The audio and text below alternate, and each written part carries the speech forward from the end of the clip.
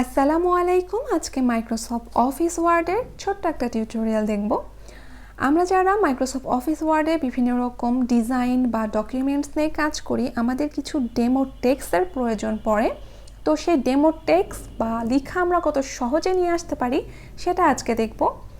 এর জন্য আমাদের কি করতে হবে, কিবোর্ড থেকে ইকুয়াল টু টাইপ করে নিয়ে র্যান্ড লিখে নিতে হবে। তারপর ফার্স্ট ব্র্যাকেট দিয়ে আমরা যে কয়টা প্যারাগ্রাফ চাই, 4টা বা 5টা বা 3টা, সেটা আমরা এখানে টাইপ করে দিব। তো আমি 3 দিলাম, তারপর কমা দিলাম। এখন প্রত্যেকটা প্যারাগ্রাফে আমি কয়টা লাইন চাই সেটা লিখে দিব। তো আমি এখানে 6 দিলাম। দেওয়ার পর এটাকে আমি ফার্স্ট ব্র্যাকেট ক্লোজ করে দিয়ে এন্টার চাপলাম। তো এখানে কিন্তু 3টা প্যারাগ্রাফ চলে এসেছে এবং প্রত্যেকটা প্যারাগ্রাফে কিন্তু 6টা করে লাইন আছে। এখন আমরা চাইলে এই টেক্সটগুলো আমাদের সুবিধা মতো বিভিন্ন কাজে ব্যবহার করতে পারি বা এই টেক্সটগুলোর বিভিন্ন ফরম্যাট চেঞ্জ করে নিতে পারি। আমরা চাইলে এই টেক্সটগুলো সিলেক্ট করে নিয়ে এইগুলো অ্যালাইন ঠিক করে দিতে পারি। এখান থেকে আমি জাস্টিফাই করে দিলাম, এটার অ্যালাইনটা ঠিক হয়ে গেল। এই টেক্সটগুলো সিলেক্ট করে নিয়ে এইগুলোর কালারও চেঞ্জ করে নিতে পারি। এখান থেকে আমি এই কালারটা দিয়ে দিলাম। আবার চাইলে এটার সাইজটাও এখান থেকে বাড়িয়ে বা কমিয়ে নিতে পারি। এছাড়া এর পাশে কিন্তু আরও দুটো অপশান আছে। এটা হচ্ছে এই ফন্ট সাইজটা বাড়ানোর জন্য ব্যবহার হয়, আর এই পাশে যেটা আছে এইটা ফন্ট সাইজ কমানোর জন্য ব্যবহার করা হয়।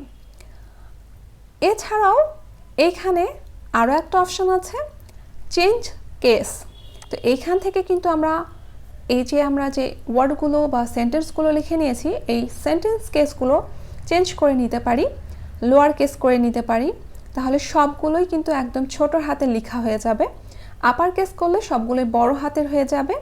আর ক্যাপিটালাইজ ইজ ওয়ার্ড করলে প্রত্যেকটা ওয়ার্ডের প্রথম লেটারটা বড় হাতের হবে আর বাকিগুলো ছোট হাতের হবে।